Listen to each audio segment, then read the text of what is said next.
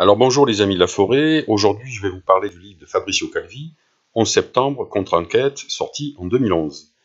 Fabrizio Calvi est un journaliste d'investigation qui avait participé à la création du quotidien de Libération en 1973 et qui s'était spécialisé dans l'histoire du terrorisme en Italie dans les années 70, puis dans la geste sanglante de la mafia sicilienne.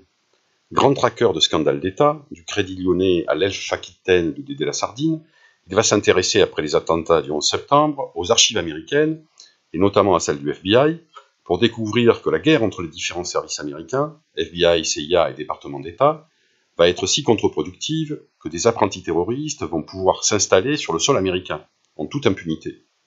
Comme le cheikh aveugle Abdel Omar Haman, commanditaire du premier attentat à la bombe contre le World Trade Center, perpétré par l'artificier Ramzi Youssef, neveu de Khalid Sheikh Mohammed, dit KSM, le cerveau des attentats du 11 septembre.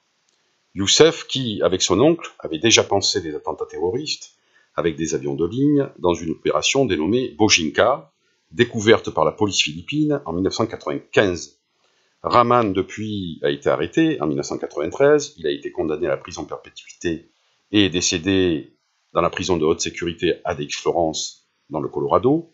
Youssef, lui, a été appréhendé au Pakistan en 1995, extradé aux États-Unis, condamné à la prison à vie, il purge sa peine à la prison de haute sécurité ADX-Florence. Khalid Sheikh Mohammed, lui, a été arrêté en 2003 au Pakistan et est détenu au camp de Guantanamo. Calvi nous narre avec talent l'effet boomerang du djihad afghan, soutenu par la CIA, et la mésestimation du péril islamiste par les USA, qui a abouti au 11 septembre 2001. Un livre passionnant qui d'ailleurs a donné lieu à un document télé, Les Routes de la Terreur, dont je mets le lien sous la vidéo.